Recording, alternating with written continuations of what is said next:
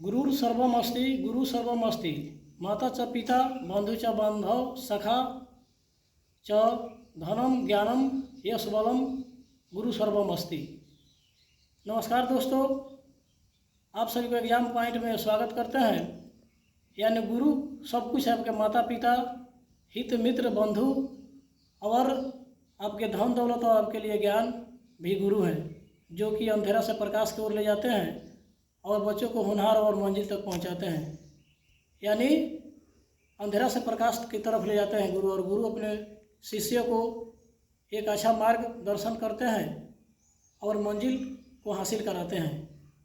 यही गुरु है जो डॉक्टर, इंजीनियर और जितने भी नौकरियां हैं या जितने भी कामयाबियां हैं गुरु के माध्यम से ही होता है। तो नमस्कार दोस्तों, चलिए आज पढ़ेंगे इतिहास में वैदिक काल। कल पढ़ाए थे, आज कुछ बाकी है तो देखेंगे। इसको शुरू करते हैं 31 से, पढ़ाएंगे आपको 31 से लेकर के यानी 49 तक पहुंचेंगे।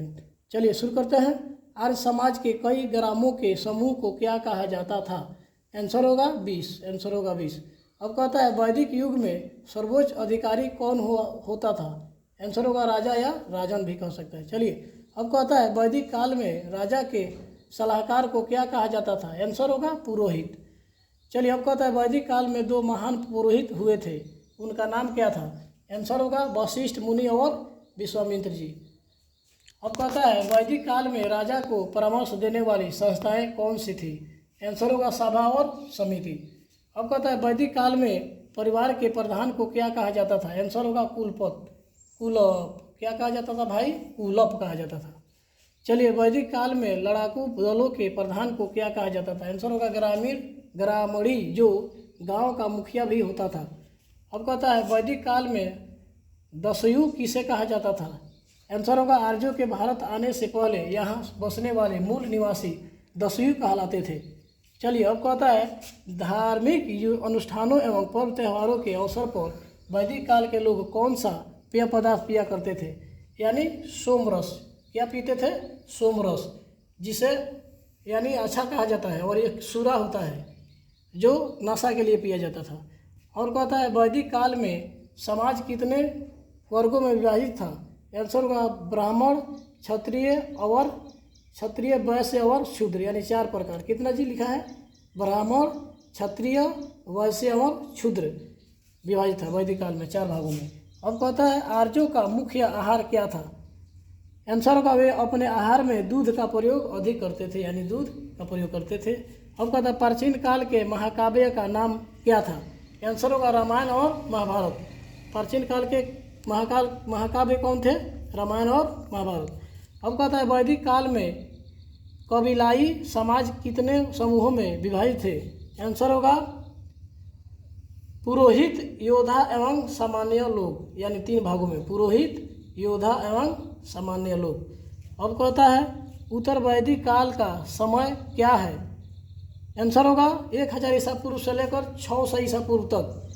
अब कहता है 45 में ऋग्वेद को छोड़कर शेष धर्म ग्रंथों की रचना कब हुई थी? आंसर होगा उत्तर वैदिक काल में। आंसर होगा उत्तर वैदिक काल में। अब कहता है उपनिषद साहित्य क्या है? आंसर होगा उपनिषद साहित्य एक प्रकार का दार्शनिक साहित्य है। उपनिषदों के ज्ञान का सार तत्व है परमात्मा में शक्तिगत आत्मा का विलीन होना। अब कहता है सत्यमेव जयते शब्द कहाँ से उद्धृत है? आंसर होगा मुंडकोपनिषद। मुंड क्या लिखा है भाई? मुंडकोपनिषद। अब कहता है 48 में पुराण क्या है और इसकी संख्या कितनी है? आंसर होगा पुराण एक धर्म ग्रंथ है जिसकी संख्या 18 है। पुराण एक क्या है जी? धर्म ग्रंथ है जिसकी संख्या 18 है। अब यह कहता है लगभग 6000 ईसा पूर्व में उत्तर भारत में कितने महत्वपूर्ण राज्य थे और उनके क्या कहा जाता था? उसे क्या कहा जाता? फिर से दोहराते हुए कहता है लगभग 600 ईसा पूर्व में उत्तर भारत में कितने महत्वपूर्ण राज्य थे और उन्हें क्या कहा जाता था एवं वह आधुनिक किस क्षेत्र का भाग था? अब यहाँ उत्तर में कहता है 600 ईसा पूर्व से उत्तर भारत में 16 महत्वपूर्ण राज्य थे जिसे महाजनपद कहा जाता था। इसका विवरण निम्नलिखित है, नीचे देखेंगे। ये हो गया जनपद और इसकी राजधानी हो गई और आधुनिक क्षेत्र हो गया। अब एक में कहता है मगध। मगध महाजनपद है, यानी राज्य मान सकते हैं इस समय, और इसकी राजधानी थी गिरिब्रज राजगिरी, और आधुनिक क्षेत्र था पटना, आरा और गया। अब कहता है अंग। अंग कहाँ था, राजधानी थी चंपा, इसका आधुनिक क्षेत्र था भागलपुर के आसपास का क्षेत्र था। अब कहता है वत्स।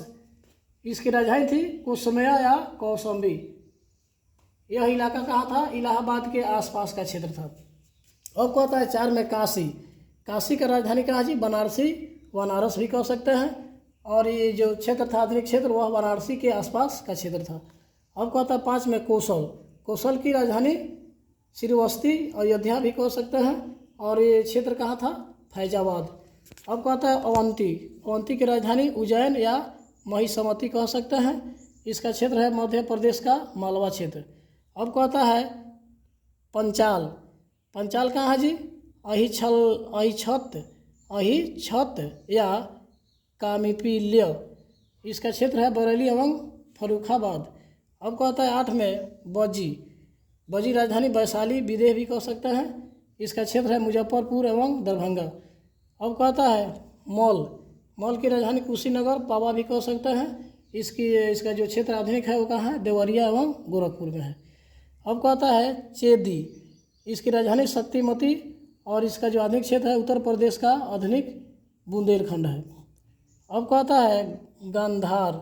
गांधार की राजधानी तक्षशिला, और जो क्षेत्र है आधुनिक क्षेत्र पाकिस्तान के पेशावर और रावलपिंडी में है। अब कहता है कबोज। कबोज की राजधानी हाटक या राजपुर कह सकते हैं, और ये जो क्षेत्र है आधुनिक क्षेत्र राजौरी, कश्मीर, बदरखासा। अब कहता है 13 में कुरु। कुरु की राजधानी कहाँ है, इंद्रप्रस्थ, और आधुनिक क्षेत्र है आधुनिक दिल्ली के आसपास का क्षेत्र। अब कहता है सुरसेन। इसकी राजधानी कहाँ है, मथुरा, और ये क्षेत्र कहाँ है, आधुनिक क्षेत्र मथुरा एवं आसपास का क्षेत्र। अब कहता है मत्स्य। मत्स्य की राजधानी विराटनगर, और इसके जो आधुनिक क्षेत्र है राजस्थान के भरतपुर, जयपुर एवं अलवर का क्षेत्र है। अब कहता है असमक। क्या कहता है जी, असमक। असमक की राजधानी कहाँ है, पोतन या पोटली कह सकते हैं, और इसके जो आधुनिक क्षेत्र है गोदावरी नदी के किनारे का क्षेत्र है। चलिए दोस्तों, आज के लिए इतना ही, फिर अगले वीडियो में मिलेंगे, तब तक के लिए धन्यवाद।